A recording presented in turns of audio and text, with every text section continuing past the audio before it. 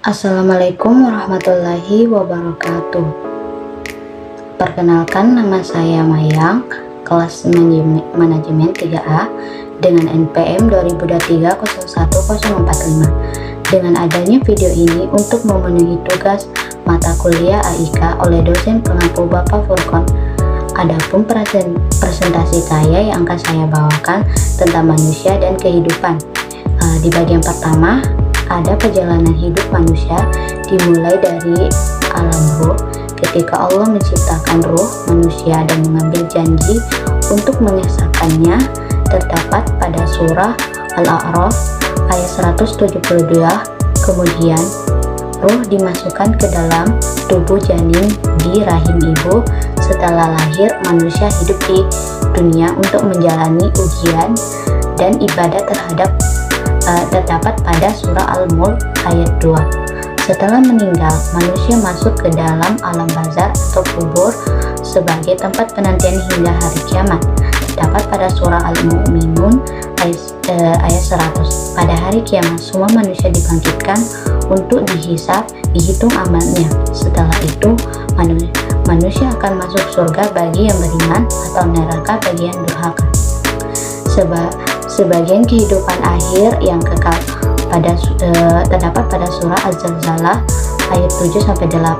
Yang kedua, ragam orientasi hidup manusia adalah cara pandangan dan tujuan mereka kejar dalam hidup. Adapun beberapa jenisnya itu materialistis, itu fokus pada kekayaan dan harta benda. Yang kedua itu hedonis, mengejar kesenangan dan kenikmatan hidup. Adapun kekuasaan, berusaha mendapatkan dan mempertahankan kekuasaan.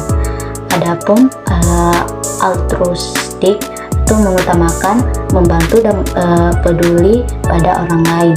Adapun religius dan spiritual, berfokus pada ibadah dan kedekatan dengan Tuhan. Adapun intelektual, mengejar ilmu pengetahuan dan pemahaman.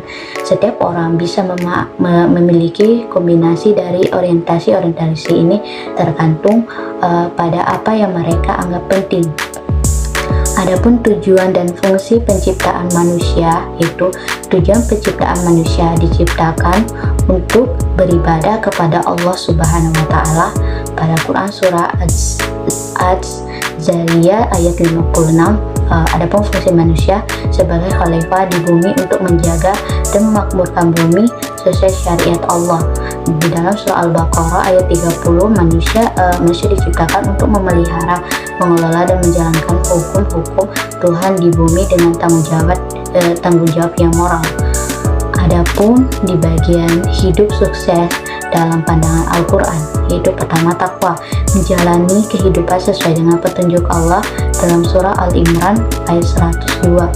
Adapun yang kedua itu amal soleh, melakukan perbuatan baik dan bermanfaat bagi sesama, di dalam surah Al-Baqarah ayat 277. Adapun tawakal itu berserah diri kepada Allah dalam setiap usaha, dalam At-Talaq ayat 3.